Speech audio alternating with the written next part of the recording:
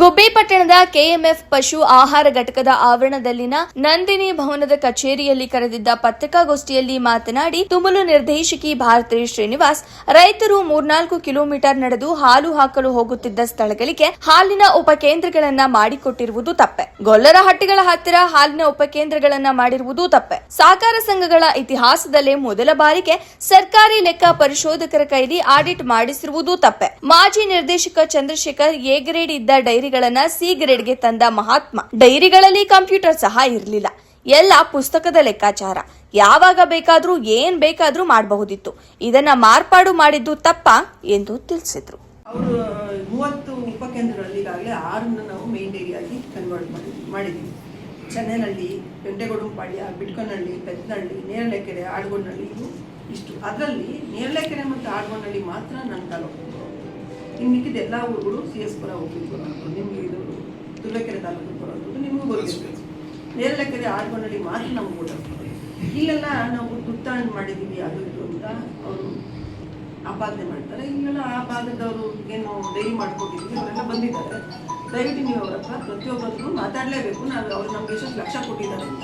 ಹಿಂದೆ ಬಿಟ್ಕನಹಳ್ಳಿಯವರು ಎಷ್ಟು ಲಕ್ಷ ಕೊಟ್ಟಿದ್ರು, ಹಿಂದೆ ಇದ್ದ ಡೈರೆಕ್ಟ್ರುಗಳು ಡೈರಿ ಮಾಡುವಾಗ ಎಷ್ಟು ಲಕ್ಷ ಕೊಡ್ತಿದ್ರು, ಈಗ ನಾನು ಡೈರಿ ಮಾಡುವಾಗ ಎಷ್ಟು ಲಕ್ಷ ನನಗೆ ಕೊಡ್ತಿದ್ದಾರೆ ಅಂತಲೂ ನೀವು ವಿಚಾರಿಸ್ಕೋಬೇಕು. ಯಾಕೆಂದರೆ ಜನಕ್ಕೆ ತಪ್ಪು ಮಾಹಿತಿ ನಮ್ಮ ಮೇಲೆ ಹೋಗಬಾರ್ದು. ಅವ್ರಿಗೆ ಏನಾದರೂ ಇದ್ರೆ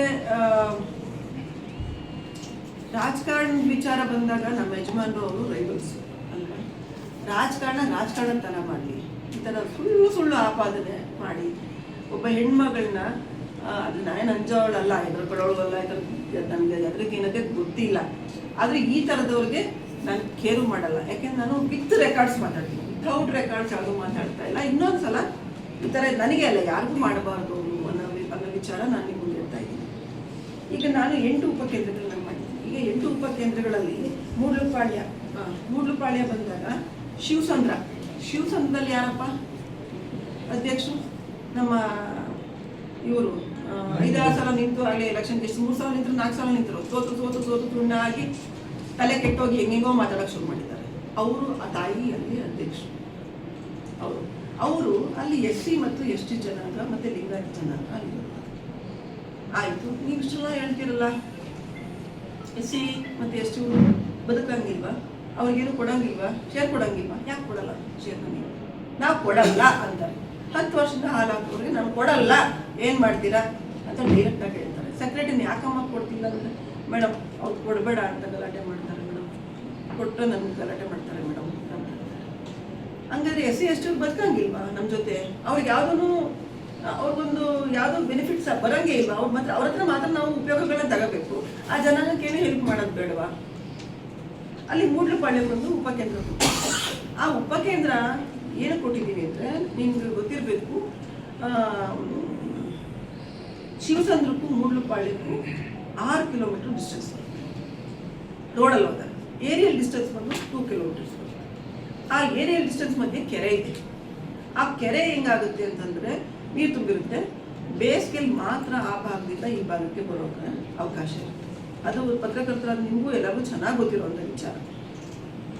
ಅಲ್ಲೇನಾಗ್ತಾ ಇದೆ ಅಂದರೆ, ಆ ಬೇಸಿಗೆಯಲ್ಲಿ ಸಹಿತ ಈಗ ನೀರು ಕ್ಲೋಸ್ ಆಗಿದೆ, ಕಮ್ಮಿ ಆಗಿದ್ರು ಆ ಹೂಳಲ್ಲಿ ಕಾಲಿಟ್ಕೊಂಡು ಆ ಕ್ಯಾನ್ನ 20 ಲೀಟ್ರು 30 ಲೀಟ್ರು ಹಾಲಿನ ಕ್ಯಾನ್ ಹೊತ್ಕೊಂಡು ಅವ್ರು ಹೋಗ್ಬೇಕು. ಬೈಕಲ್ಲಿ ಹೋದ್ರೆ ಬೈಕು ಸಿಗಾಕೊಳ್ಳುತ್ತೆ, ನಡ್ಕೊಂಡು ಹೋಗೋದು ಅವ್ರಿಗೆ ಕಷ್ಟ ಆಗುತ್ತೆ, ಬಿದ್ದು ಇದ್ದು. ಇದನ್ನು ಸುಮ್ಮನೆ ಜಸ್ಟ್ ವಿಜುವಲೈಸ್ ಮಾಡ್ಕೊಳ್ಳಿ, ಅವ್ರು ಎಷ್ಟು ಕಷ್ಟಪಟ್ಟಿರ್ಬೇಕು ಜನ ಅಂತ. ಅವ್ರಿಗೆ ನಾನು ಉಪಕೇಂದ್ರ ಕೊಟ್ಟಿರೋದು ತಪ್ಪಾಗುತ್ತಾ? ಗೊಲ್ರಟ್ಟಿಯವ್ರಿಗೆ ಯಾರು ಅವ್ರ ಹತ್ರ ಬರೀ ಹಾಲು ಅಷ್ಟು ಕಷ್ಟಪಟ್ಟಂತ ಹಾಲು ಹಾಕಬೇಕು, ಅವ್ರಿಗೆ ನಾವು ಡೈರಿ ಕೊಡಬಾರ್ದ? ಗೊಲ್ರ ಯಾರು ಬದುಕಬಾರ್ದ? ಯಾಕೆ ಇದು? ಬಡವರು ಅಂದ ತಕ್ಷಣ ಅಥವಾ ಹಿಂದುಳಿದವ್ರೆ ಅವರೇನೋ ಇದಲ್ಲವ್ರೆ ಅಂದರೆ ಅವರಿಂದ ಉಪಯೋಗ ಕೆಲಸ ಮಾಡಿಸ್ಕೋಬೇಕು ನಾವು, ಅವ್ರಿಗೇನು ಬೆನಿಫಿಟ್ ಮಾಡಬಾರ್ದು ಅಂದರೆ ಹೆಂಗಾಗುತ್ತೆ? ಈಗ ನಾನು ಕರ್ಶೆಟ್ಟಿಗೆ ಕೊಟ್ಟೆ, ಉಪಕೇಂದ್ರ ಕೊಟ್ಟೆ, ಅಲ್ಲಿ ಮೇನ್ ಡೈರಿಗಳೇ ಕೊಡ್ತಾ ಇದ್ದೀನಿ. ಎಲ್ಲೆಲ್ಲ ಹಾಲು ಜಾಸ್ತಿ ಬರ್ತಾ ಇದ್ದೋ ಅಲ್ಲಿ ಮೇನ್ ಡೈರಿಗಳೇ ಕೊಡ್ತಾ ಇದ್ದೀವಿ. ಆದರೆ ಅದಕ್ಕೂ ಒಂದಷ್ಟು ಖ್ಯಾತೆ ಮಾಡಿದ್ರು, ನಿಮಗೆಲ್ಲ ಗೊತ್ತಿರಬೇಕಲ್ಲ. ಹಂಗಾಗಿ ಉಪಕೇಂದ್ರಗಳು ಕೊಡುವಂಥ ವ್ಯವಸ್ಥೆ ಮಾಡಿದ್ದೀವಿ.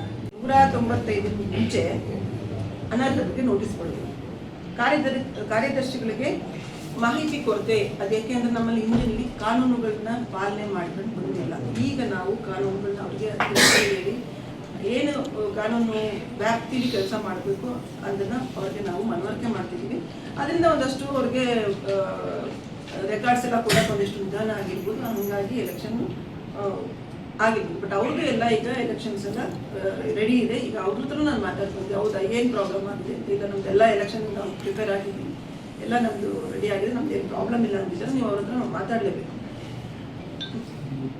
ಈಗ ನಮ್ಮ ಗುಬ್ಬಿ ತಾಲೂಕಿನಲ್ಲಿ 20 ಸಂಘ ಎಲೆಕ್ಷನ್ ಆಗಲಿಲ್ಲ ಅಂದರೆ, ಅದೇ ಮಧುಗಿರಿ 68 ಸಂಘ ಎಲೆಕ್ಷನ್ ಆಗಿಲ್ಲ, ಅದೇ ಶಿರಾದಲ್ಲಿ 16 ಸಂಘ ಆಗಿಲ್ಲ, ಅದೇ ಕುಣಿಗಳಲ್ಲಿ 7 ಸಂಘ ಆಗಿಲ್ಲ, ಅಲ್ಲಿ ಕೂಡ ಅಧಿಕಾರಿ ಆಗಿಲ್ಲ. ಅದು ಪ್ರಾಸೆಸ್. ಅದು ಒಂದಾದ್ಮೇಲೆ ಒಂದು ಆಡಳಿತ ಮಂಡಳಿ ಮುಗಿದ ತಕ್ಷಣ ಆಡಳಿತಾಧಿಕಾರಿ ಆಗೋದು ಪ್ರಾಸೆಸ್. ಅದು ಅವ್ರಿಗೆ ಗೊತ್ತಿರಬೇಕು. ಅದ್ಯಾಕೆ ಆ ಥರ ಮಾಡ್ತಾರೆ ಅಂತ ನಮ್ಗೆ ಗೊತ್ತಿಲ್ಲ.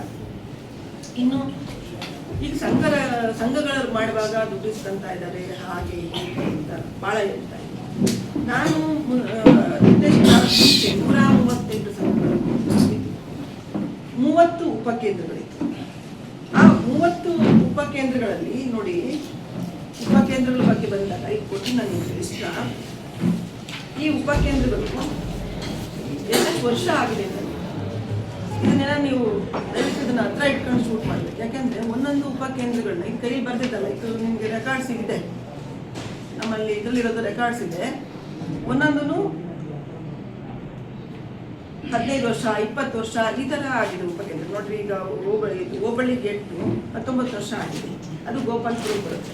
ಗೌರಿಪುರದ್ದು 17 ವರ್ಷ ಆಗಿದೆ, ಬಿಕ್ಕೆಗುಡ್ಡದ್ದು 17 ವರ್ಷ ಆಗಿದೆ, ಹೊನ್ನವಳ್ಳಿ 15 ವರ್ಷ, ನೆಟ್ಟಕೆರೆ 14 ವರ್ಷ, ನಿಂಬೆಕೊಟ್ಟೆ 13 ವರ್ಷ, ಚಿಕ್ಕಟಿಗಿನಹಳ್ಳಿ 12 ವರ್ಷ, ಮುದ್ನಹಳ್ಳಿ 11 ವರ್ಷ, ಜಾಲಿಪಳ್ಳಿ 11 ವರ್ಷ, ತೊಂಗನಹಳ್ಳಿ 9 ವರ್ಷ, ಕೊಂಡಾಪುರ 9 ವರ್ಷ, ಕಕ್ಕೆರೆ 9 ವರ್ಷ, ಮತ್ತಿಕೆರೆ 8 ವರ್ಷ, ಉಲ್ಲೆಕೆರೆ 8 ವರ್ಷ, ಬಿಳಿಗೆರೆ 8 ವರ್ಷ, ದೊಡ್ಡಗಿಂಪಾಳ್ಯ 8 ವರ್ಷ, ಬಣ್ಣಹಳ್ಳಿ 6 ವರ್ಷ, ಚಿಕ್ಕನೆಟ್ಕುಂಟೆ 3 ವರ್ಷ, ಬೋಟ್ನಹಳ್ಳಿ 3 ವರ್ಷ, KRS ಅಂದರೆ 5 ವರ್ಷ. ಹೀಗೆ ಅವ್ರು ಇಷ್ಟು ಸಹ ಅದನ್ನೆಲ್ಲ ಮೇನ್ ಡೈರಿಗಳು ಮಾಡಿದ್ರೆ ಏನು ಮಾಡ್ತೀವಿ? 20 ವರ್ಷ 15 ವರ್ಷ 16 ವರ್ಷ ಈ ಥರ ಇದ್ದಾಗ ಡೈರೆಕ್ಟ್ ಏನು ಮಾಡ್ತಿದ್ರು? ಅದು ಅವರ ಆದ್ಯ ಕರ್ತವ್ಯ ಆಗಿತ್ತು.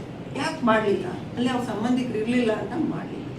ಈವನ್ ಪೆದ್ದಹಳ್ಳಿ ಇರೋದೆಲ್ಲ ಲಿಂಗಾಯತರು ಮತ್ತು ತಿಗಳು ಅಲ್ವಾ? ಅಲ್ಲಿ ನಾನು ಬಂದಮೇಲೆ ಡೈರಿ ಮಾಡಿಕೊಟ್ಟೆ. ಯಾಕೆಂದರೆ ಪೆದ್ದಹಳ್ಳಿಗೆ ಅವ್ರ ಸಂಬಂಧಿಕರು ಇರಲಿಲ್ಲ ಅಂತ, ಲಿಂಗಾಯತರಿದ್ರು, ಅವ್ರ ಸಂಬಂಧಿಕರಿಲ್ಲ ಅಂತ ಮಾಡಿದ್ದಾರೆ.